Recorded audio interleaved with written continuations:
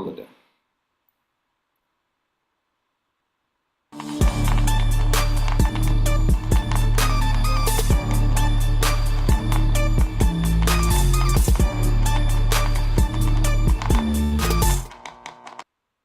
Hi everybody, my name is Scott Hillier, independent film director and president of the ECU Film Festival Group, which encompasses 4 film festivals: the ECU, the European Independent Film Festival, the All African Independent Film Festival, the All Asian Independent Film Festival, and the soon to arrive the All Americas Independent Film Festival.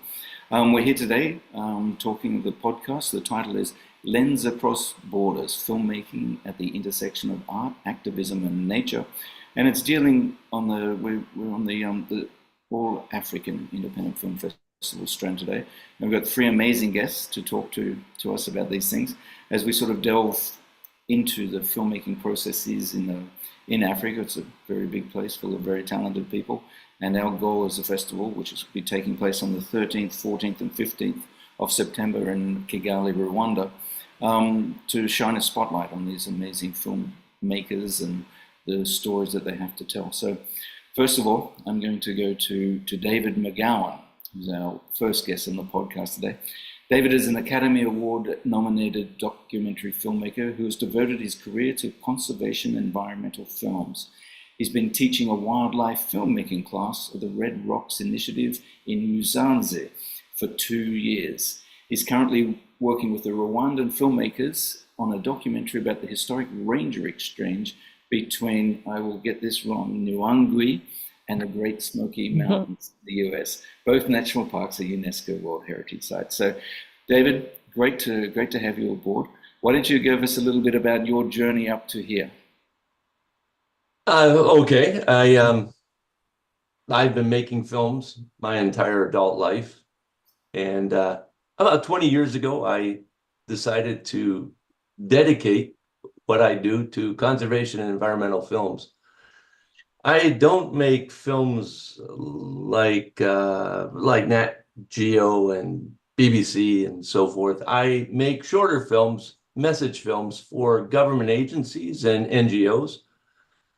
And it was while I was making a short film for a group called EnviroVet. They bring veterinary medicine to wildlife health. It was about 15 years ago, and I was in Bwindi and talking to one of the veterinarians that, they watched the gorillas during the light, during the day, always, because they're kind of golden geese of the national economy.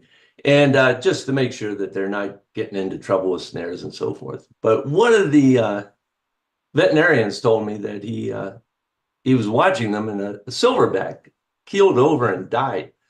And he said that wasn't remarkable. He said, they're mortal, they die just like anything else. But what happened next was really remarkable. And the body was surrounded by females, juveniles. And he said it was an unmistakable morning rite. And he watched it. He had never seen anything like it before. He went back and asked his colleagues. They said they had never seen anything like it. And he looked it up in the literature, and there was nothing there. He said, if I had a camera and knew how to use it, that would have been international news and a boon to science. He said, you've got to come back here and teach us the basics of filmmaking. So that's what I've been doing at Musanze. We've been gathering rangers, trackers, and guides, giving them basics of filmmaking, not necessarily for them to become professional filmmakers, but to give them another tool to do their conservation work in a more robust way.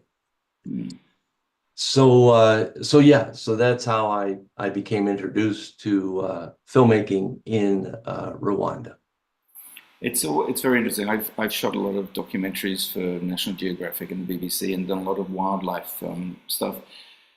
I'm not a very patient human being at all, but wildlife documentary making requires a lot of patience. It does, yeah.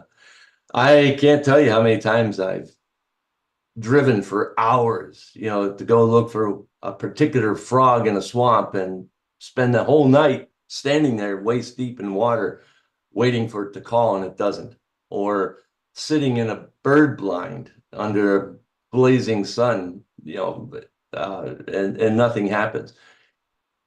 You got to kind of take that as part of the job, because sometimes you do wait around and something really cool happens, and you just have to always be there, always show up. It's amazing, amazing.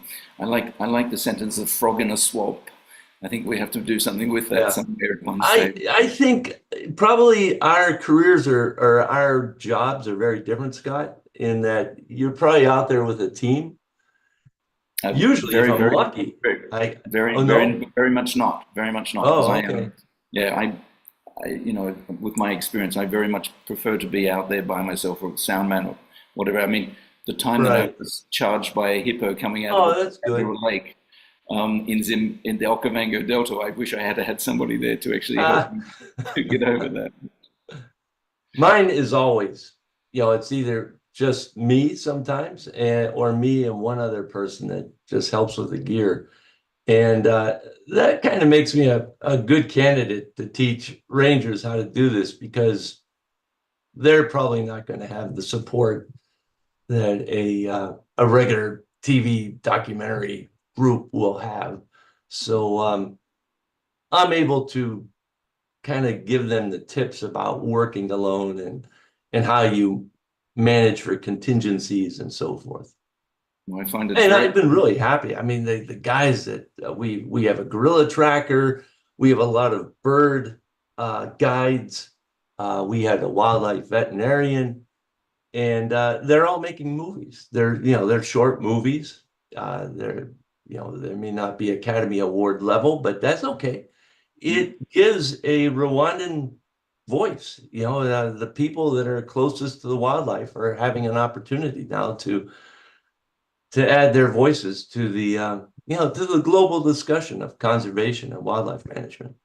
Well, I'll come back to you a little bit about the Rwandan voice a little bit later, but I'm going to move on to guest number 2. It's Davidson Mugume, who's the co-founder and program director of Film Possible, which sounds amazing.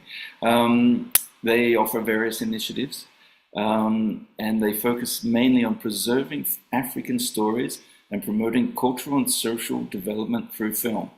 It's something that we're very similar ilk on that. Davidson, how are you today? I am fine. How are you? And hi, everyone. I'm sorry, I'm literally in the parking lot. Today is a workshop. We are conducting this workshop at the School of the Deaf. And so it's one of those days that I had to use what I could get. And I am in the parking lot. So I apologize for that. But other than that, I'm happy to be here and happy to collaborate and to share and be with my peers. Nice. Well, Davidson, tell me a little bit about Film Possible. So Film Possible is an initiative we started a couple of years back. It started in we registered in 2018. And we are a team of 3, Limusoke and Patience Asaba. And what we saw was, we noticed that filmmakers in Uganda, for example, we had so many film projects going around and everything, but in terms of the platform where they could exhibit their work and also extra trainings that most of us need. Our country, in Uganda, we have one of the youngest youth population in the world.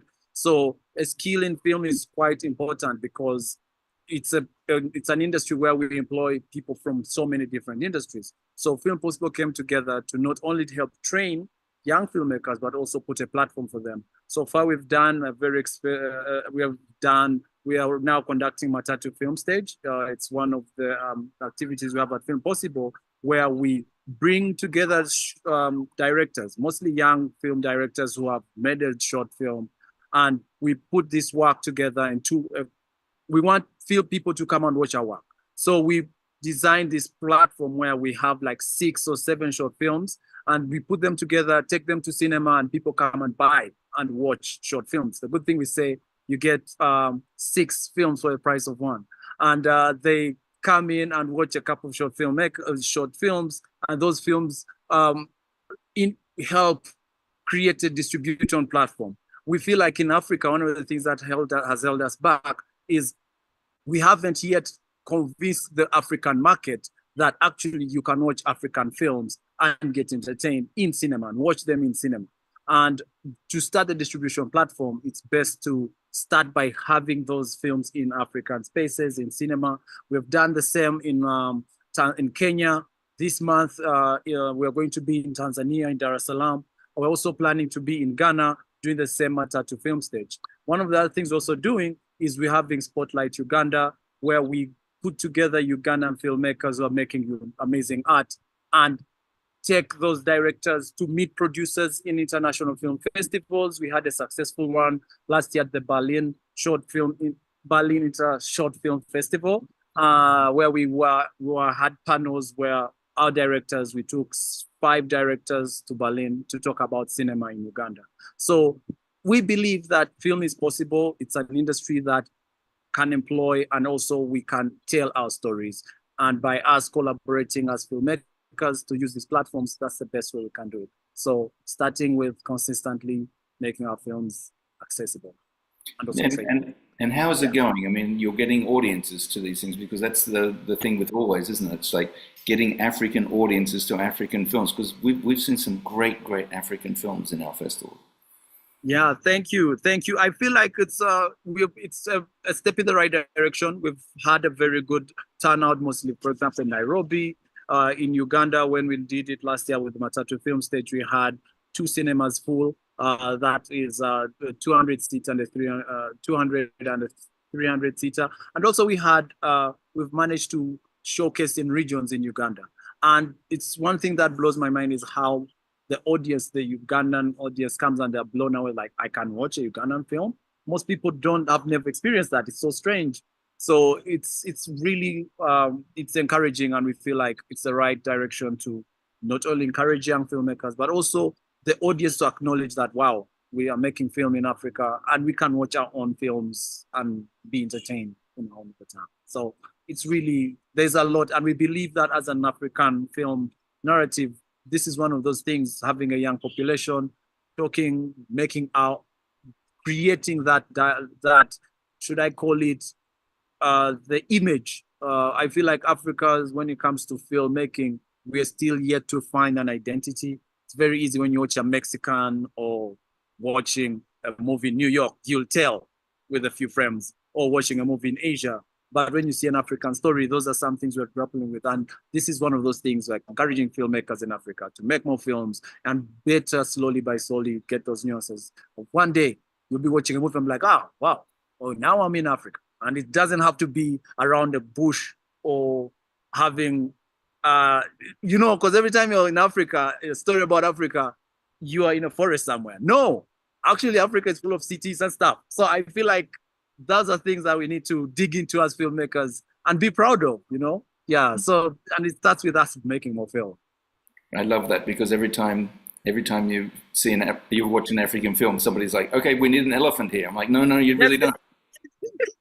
Let's get a few animals. Let's get some rhinos. Let's get some things cross in the background. No, unfortunately, I've been in national parks, and I've also been excited to see a wild animal for the first time. Seeing a lion, it's a big deal because I don't see them.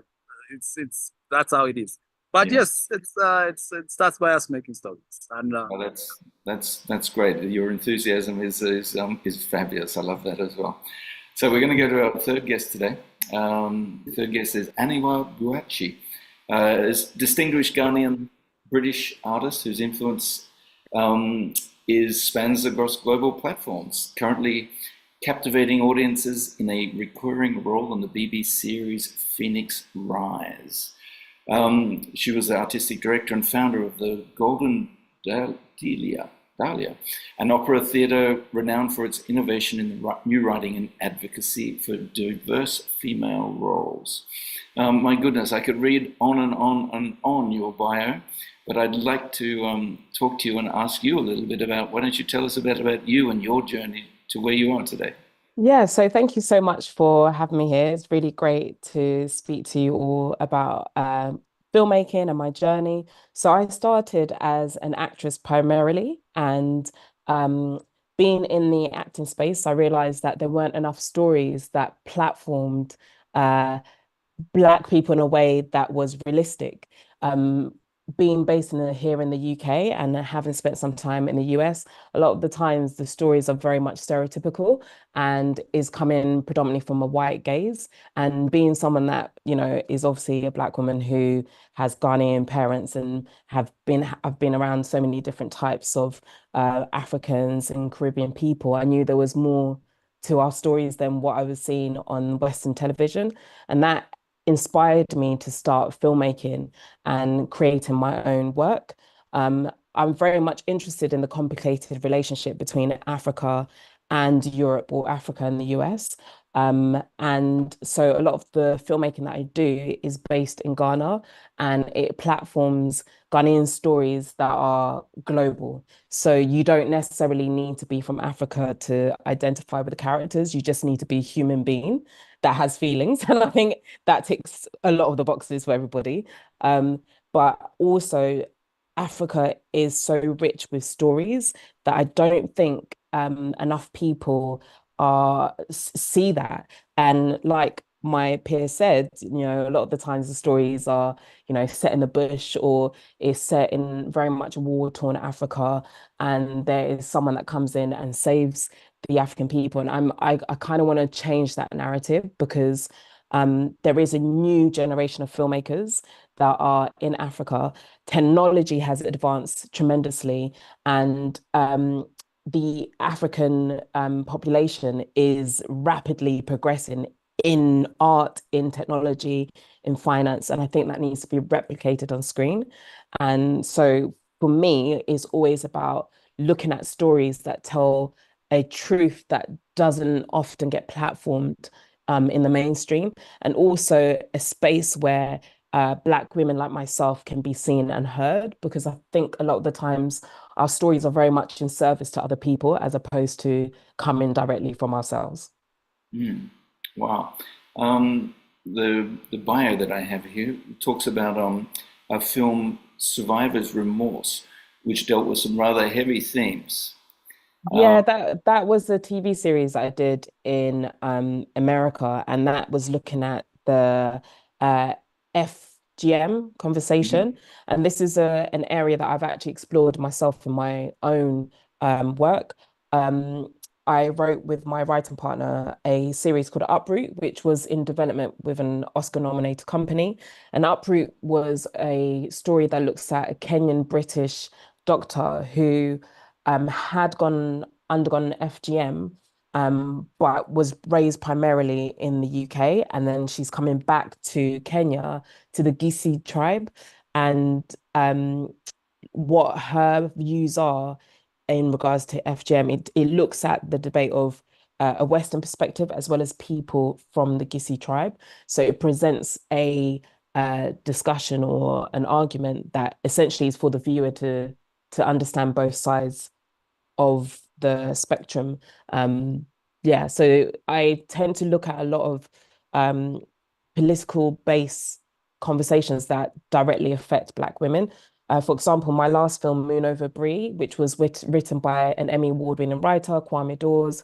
It did tremendously well in festivals such as Joburg Festival, New York African Film Festival, the Pan-African Film Festival.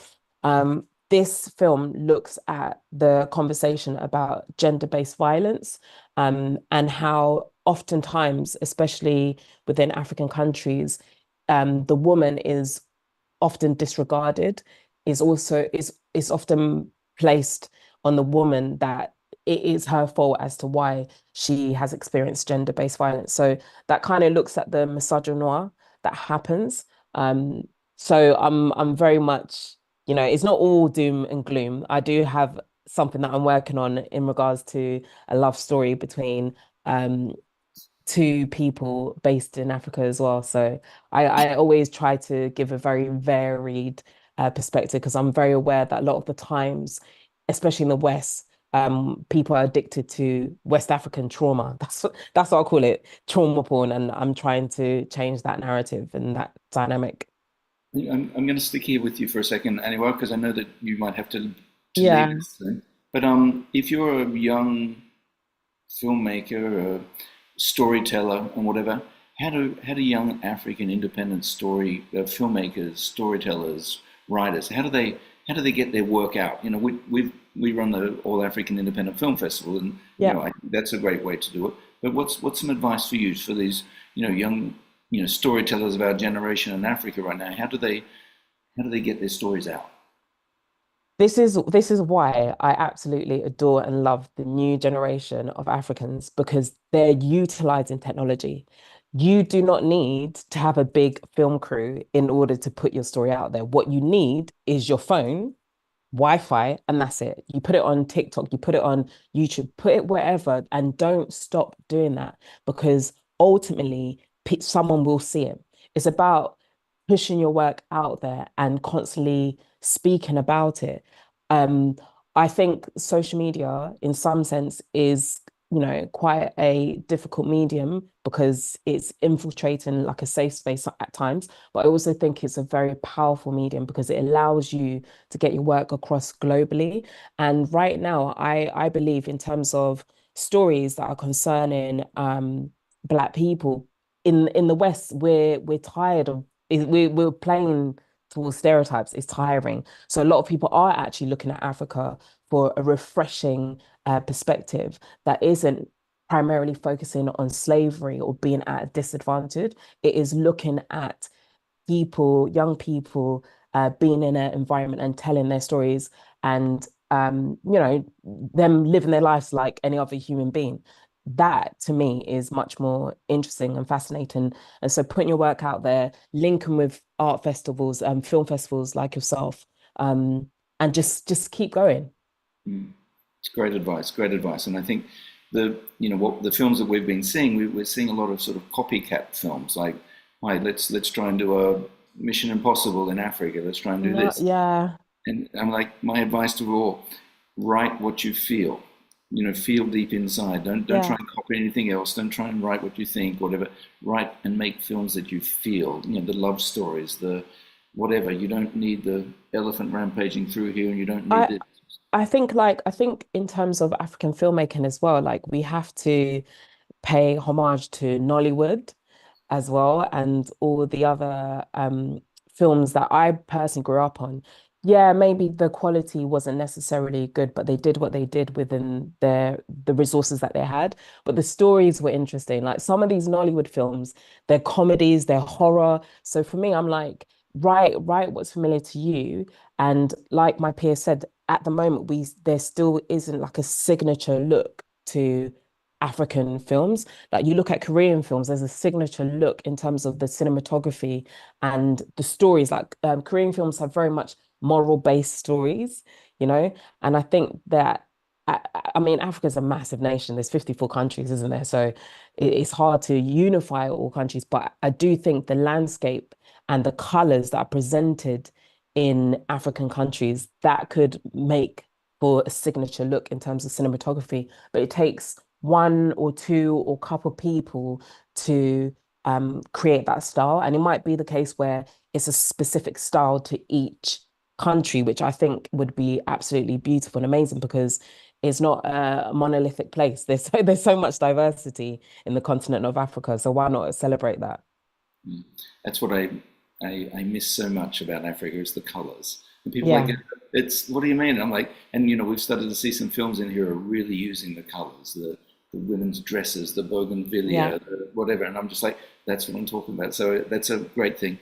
Anyway, I know that you have to shoot. I do. Yeah, so it's been great talking to you. We'd like to keep up the involvement with you with the festival Oh, because yes, please, for sure. I think we're speaking the same tongues here. So it's been a great pleasure. Thank you very much. I Thank know that you. Rodrigo had organized some questions for you, but I hate making people late. So we'll Thank be keeping in touch for sure. So thank you very Thank much. you so much. Thank you, everybody. Lovely to meet you. Take care. Bye. Davidson, I'm going to come back to you with your fabulous African background. Um, your, the advice that Aniwa just gave us about getting your films out. It seems that you've sort of reached that already. You've got people making films, and you're the second person we've had about from Uganda. So obviously there's some excitement and there's things happening there in the world of film and cinema. But what sort of advice could you give to these young people throughout the continent who need their stories working with people like yourself?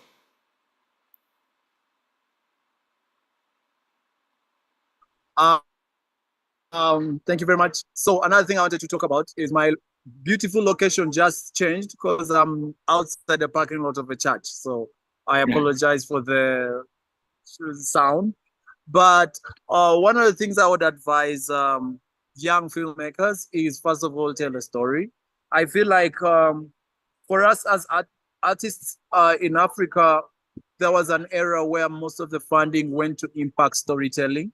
So most of the directors we had are seriously talking about really serious stories. Like I'm going to tell a story that changes the world. And I find that in a way, somehow our stories have kind of evolved into the story of it's about a flag of demonstration of something. This is so one of the things we talk about in my at Film Possible, and one of the things we're encouraging is creativity, and creativity in terms of directors showing us their story, telling us something that challenges the status quo, tells the story from their own perspective. And we look for even with the catalog we took of films in Berlin, we had a lot of stories that were quite leaning towards basically we're encouraging girls and women to tell more of the story, so working with more female directors, but also trying to see what would they tell in their own perspective, working with producers who are aggressively trying to tell a different narrative. So for me, my piece of advice to African filmmakers or storytellers at this day and age is, yes, there's a message to be told, and film is one of those platforms, but also we kind of lose our, as an artist, there are the nuances of communication, nuances of culture that are often lost because of the serious messaging. So it's just to have fun and tell beautiful stories. Yet again, sorry for the sound. I know it must be dreadful where you are, No, but it's a nice background song. You're a great background, and your enthusiasm carries it all. So that's fine. So Thank you. you know, Thank you. again, I think storytelling, feelings and stories and whatever. That's where we're at. Yeah. I'm gonna come back to David now, because it's hard to get hard to get the gorilla to keep to the narrative sometimes. Yes. How I'm assuming that you've seen a good evolution, but right, by sort of handing out these cameras and getting people involved and making little films. Absolutely. Oh wow. So this is my reel. Yeah. Okay. well, there you go. We'll talk a little bit about the evolution is obviously great, and where do you see? And again, you work in a very specific niche market, which I just love, because I grew up doing. How is it sort of improving or giving the empowerment to the Rwandan? Well, one thing is that it's great for me. It is a niche market. I actually believe in this stuff. The environment and conservation. It's not just my job. It's something I chose, and I wanted to. I'd like to make a difference, and to go to Rwanda and meet wildlife workers that have the same kind of passion for conservation that I do. That's great. It just being with your own kind is fun in its own way. They a lot of them were very naive about filmmaking. That's not their job. Their jobs are working in conservation. But boy, they took to it really fast, and I'm usually there for about a month, and that's to go through the entire gamut, from how you carry a tripod and a camera, all the way through to how you edit. So it's a lot of material in a kind of a short amount of time. The classes are about 8 to 10 people, and they just really dig it. They get into it. And I leave and we work through Zoom, and they've been producing films, films that have conservation relevancy. So, as far as I'm concerned, it's succeeding. We're actually making it happen. Where we go from here, I'm not sure. I get lots of requests to do it again. So but it's a fundraising issue. Let me say this though, is one of the things that was a goal for me right from the beginning was that I noticed it's always people coming from the West into Africa to make the movies about African wildlife. And so on this level, it's cool that we can teach Rwandans how to make their own films about their wildlife. But what would really be success for me would be to bring a Rwandan wildlife filmmakers to the States and make a film about, let's say, the Great Smoky Mountains, and give a Rwandan perspective about our national parks. It's always the other way around. It's always the Western view of African parks. Well, it would be very helpful for us to know how an African views our parks. One of the things that I was really surprised about was we went to Akagera, and the whole time we were in a Jeep, and I was like, well, can I get out and hike or something? They're like, no, I mean, there are lions out there. So you could get eaten. And, in the United States, we have national parks that have grizzly bears that eat people. Yeah. Yet the Park Service is set up so that, hey, it's on you. There are bears out there. If you want to camp out there, just be aware that there are bears and they may eat you. And in Rwanda, when I tell them that, they're like, my God, you let people do that. And that's an interesting distinction, to why are we making this park? What is the park for? And it doesn't stop there. There's lots of other topics that would be really good to have a Rwandan perspective on. I love that. I've just written down the two words that jumped out of that was passion and perspective. Oh. And I think that's classic in storytelling. But again, we're sitting in the office and we're getting these films sent to us, and the perspective that we're seeing, is fabulous. When was the last time you saw a good African film from Togo? No one's ever seen a good film from Togo, but I believe that we will show a good one. So I saw one last night, a short one from Sao Tome and Principe Islands. Okay. It was an 8-minute film about a huge land snail. Beautiful cinematography. I was just really shocked. I thought it was a great film. I'm going to ask Rodrigo to get in touch, or Kanye to get in touch to actually get a link for that, because I mean, if Battle of the Giants, I think it was called. Oh, we've got that one. We've got that one. Yes, it's very impressive, right? Very. Yeah. Yeah. Okay. Well, we've got that one. I'm going to pass this over to Rodrigo, who does a little question and answer session with you guys. Rodrigo, it's all yours. Perfect. Thank you very much. So my first question is actually for both David and Davidson. Both of you have mentioned how you are teaching new generations and teaching new people into this filmmaking thing. But something that I want to know is, what have they taught you? I will start with Davidson. What have you learned from the kids you show cinema to? Your mic is mute. Your mic is closed.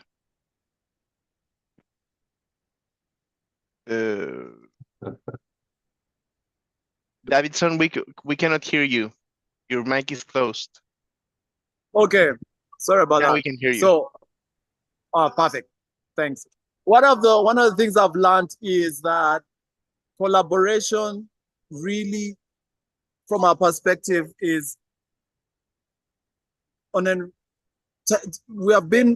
my team, like for example, one of the productions we've been having is, we found out that, of course, there are some things that for a good story to come out, that need to co-write. And that is the development phase, and that is the concept and research that often comes into storytelling. And sometimes because of funding and stuff, that's something that doesn't go well, and often makes that in the end you go into production when you're not prepared. So some of the challenge we found with our kids and the collaborations that we work with is student or productions come out when they are not well contextualized, and that affects the lifespan of a project, which is quite damning in the long run. But that's something that we're working around to see how we can improve that. Yes. Thank you. You have learned from the people you teach how to do cinema. Well, pragmatically, almost everything technical. They're way ahead of the curve with computers and even like my phone. I'm an OG. I don't know if you guys know what that in America it stands for old guy.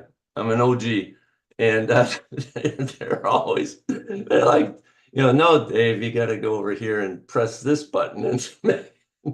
So in a very pragmatic way, they do that. But what was cool in the class that maybe this wasn't teaching me anything, but I thought was a really fun aspect to teaching was some of the students, their English skills were really limited.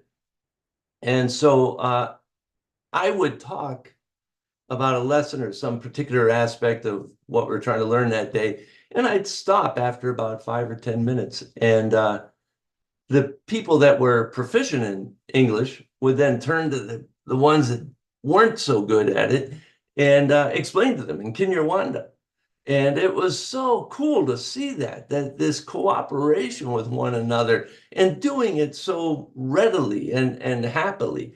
And it worked on two levels. One was it reinforced the lesson for the person that had to translate it, but it also created a kind of a bond among all of the students. So throughout the entire month, by the end of the month, they were friends for life, where, and they had known each other until the class happened. So that was a really cool experience for me. I hadn't really ever experienced that before, seeing people helping one another to that extent. Perfect. Our next question, thank you both for answering my question. Our next question comes from Kundai. My first question will be for David. We've been communicating over email the last 2 Oh, months. hey, Kundai. Yeah, hi. So it's great to finally see your face in person. So that's great. So my first question is how, you've spoken about conservation and all, and as you know, Rwanda is one of the fastest developing countries in Africa, and so how do you combat the rise in development and the need for conservation? These beautiful, the beautiful nature that is present in Rwanda, is that somehow sort of in danger with the amount of progress that they're making in terms of development? Oh, it always is. Rwanda, it's just really, like you indicated, it's amped up. The population pressures on the parks are intense. It's the same in the States in some of the parks, just way too many cars and people and so forth. But in Rwanda, it's farmers, it's people that are growing food to live on, which it makes it all the more urgent. And that's one of the good things about this, giving these skills to wildlife workers, is that they can make these films in Kinyarwanda, and then they can take a portable projector and show it in the villages that are adjacent to the parks to try to make a conduit, a communication between park management and the people in the park, or the people that live next door to the park, because those people are critical to the conservation of, let's say, mountain gorillas. Like before, like 20, 30 years ago, if a poacher came through windy or volcanoes or into the forest, and a farmer saw him. He's like, yeah, well, that's that man's business, it's not mine. But then when they started to generate income from gorilla visits, and then clinics started getting built, schools started getting built, then those villages had some skin in the game. And now if like somebody's going up there and they don't know who it is, they're asking questions like, what are you doing here? And poaching has plummeted. So this is kind of an extension of that. Just we have to communicate to our partners. The people who live next to the park are our partners. And it's not only essential to do it, but it's also the right thing to do. Thank you. That's beautiful. My second question is gonna be for Davidson. We've also spoken over email the last 2-3 weeks or so. So it's great to finally see you. My question is also on along the same lines, but I'm more concerned with as you know, in Uganda, in the whole of Africa, there's a huge amount of diversity in terms of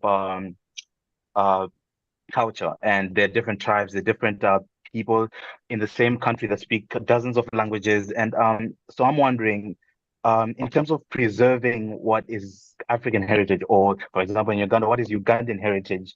You can make a film with in one language another people don't understand. So, and how do you preserve what is truly African heritage, or more specifically Ugandan heritage? Is there infighting that you see from there, where young creatives they want to pursue the same story, but I think because it's being spoken from a certain language, it kind of maybe has less meaning in another language, or how is that going about? Well, it's gone through a couple of eras.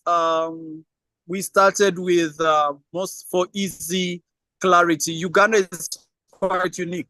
Uganda is a protectorate, and that meant that most of the tribes kept their languages. Back then, when colonialism happened, most African countries always ended up choosing one language, and that was the predominantly spoken language. But for us in Uganda, we didn't even gravitate towards Kiswahili.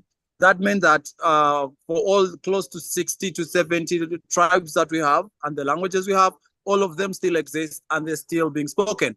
So in film, we went through an era where we were mainly doing English spoken films.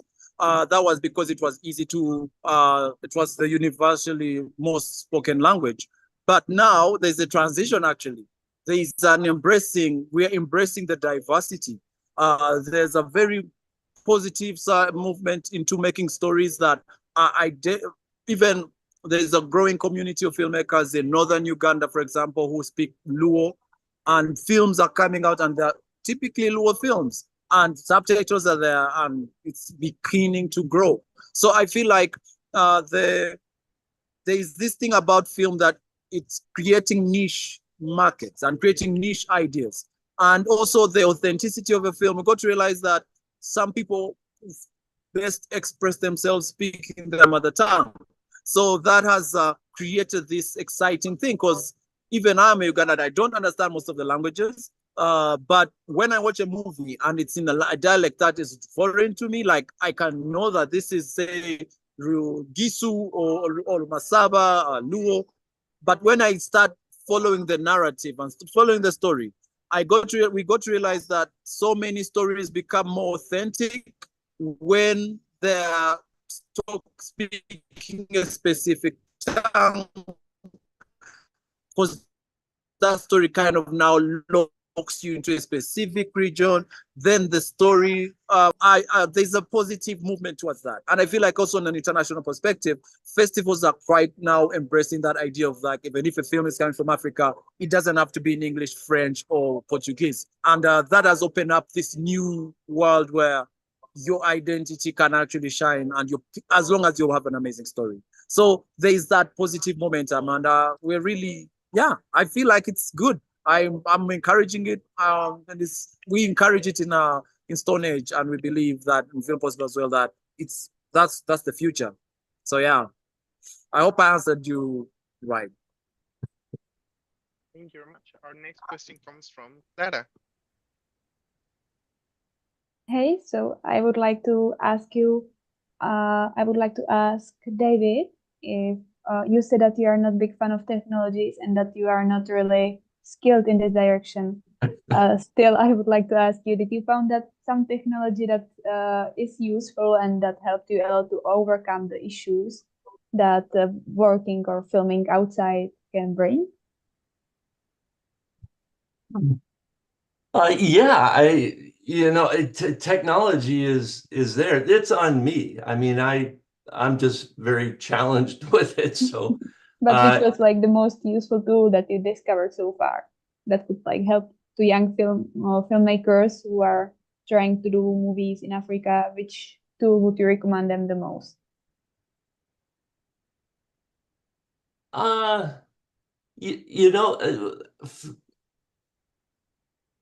Before, when we had to make a film, generally, especially years and years ago, when it was actual film, 16 millimeter, 35 millimeter film, it was so expensive that you were really careful with the shots you had to make.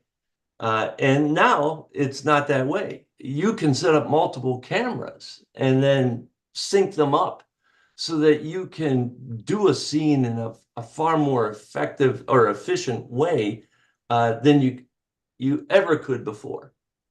And for me as a filmmaker, at the end of filmmaking, back when you actually had strips of film and you had to splice them together, the last two steps were to do a sound mix, take all your tracks of sound effects and narration and music and dialogue, and you got to mix them all into one track.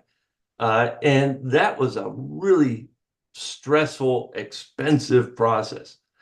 Same with going to the lab and telling them, okay, hey, you got to make the blacks black, and you got to add some blue here because we didn't have a proper filter, and you had to talk to somebody that had no real interest in your product, other than it was at their lab, and that too was really stressful. But today, with the editing apps, you can do your own color correction. You can do your own mix. You can work on it on a Tuesday and then come back on Friday and look at it again and think, well, no, I wanted this a little bit more red, or I wanted the level a little bit lower. You can do that. And to me, that was so liberating as far as technology. So at first I resisted, digital technology. I thought, it's not film, I want film. You got to have it. You got to, have it in your hands. But over time, I am so glad that we have evolved into the digital age. It's everything film was and more. Is Okay. that what Thank you were you. asking? Yeah. Thank you very much. And I think you underestimate your technical skills. Oh, yeah. Because I have a lot of young people that were helping me. It's harsh comparison. Yeah, right. Perfect. Our next question comes from Taya. Hello. So I actually have a question to Davidson, if it's all right. So I have just graduated a film school, so that's why I understand perfectly how difficult it is to find some fundings for small independent movies. That's why I feel very inspired by what you do in terms of supporting independent movies in Africa. Can you maybe share the story, like what inspired you in the very beginning and what keeps inspiring you now? Because I feel like this is a very difficult work to do and you have to be motivated constantly. So yeah, what's your personal intentions in those?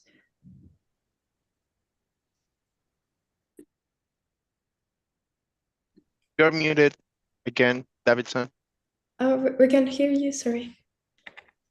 Davidson, your mic is off. Wait, where is he? Sorry, I'm saying I'm having a feedback issue. I missed your question. I didn't hear the entire question. Oh, should I repeat it? We asked it. Okay, great. So yeah, what I said is just as I have just graduated. Okay, is my sound is on? Just keep your question nice and short, but your mic's working fine. Okay, great. So I just wanted to say that finding sorry, Davidson, can you hear me? Maybe use the chat room. Yeah, wait. Chat. Yeah, I'm having. Can you hear me now? Yes, Yeah. we can hear you, Davidson. Yeah, I couldn't hear your question. I'm sorry. I couldn't hear your question, Taya. Could you please repeat? Of course, yeah. Thank you so much. So what I said is that I feel like my God. supporting. No. Hey, write it in the chat, Daya, please. We will write it down for you, Davidson. Can you hear me? Yeah, well, they're gonna write the question in the chat, Davidson, so you'll be able to read it and then you can answer it. I can't hear you guys. Yeah, we're writing the question in the chat box on the side. Perfect, thanks. Yeah, I think that's gonna. So again, I wanted to thank you guys. And I'll talk a little bit about the festival while we're waiting for Taya's question. We would love, Davidson, to see some of these films in the local Ugandan languages coming to us, so we can with a view to playing them in the festival, because language is enough. We read subtitles and we love hearing local dialects and local languages. So please help us get some of those local Ugandan films into our festival. We'd be very happy about that. And oh, there we go. Did you get the question okay, Davidson? Okay, I can now read Taya's question.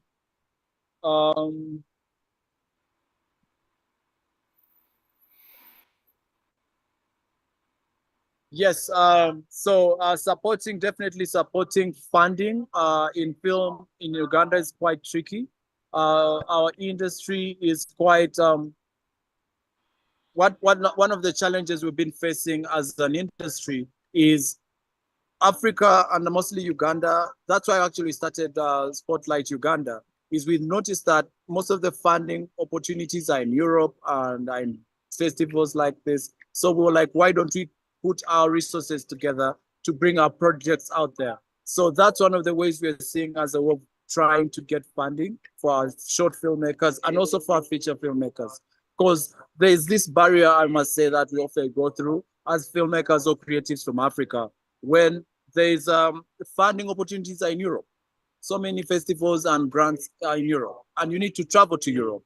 But because some independent filmmakers can't afford, or there's process we go through to get that opportunity to come is really tricky. So we as Film Possible, what we've decided to do is work as a collective, put these projects together and bring them to Europe, or take them, collaborate with festivals and put our work out there.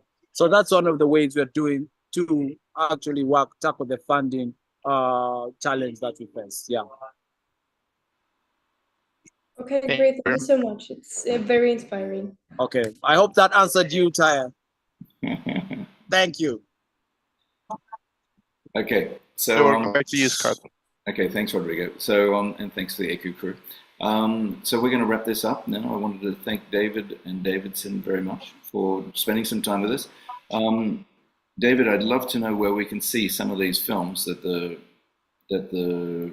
guys, the Rangers, are making. How do we do that? How does the audience do that?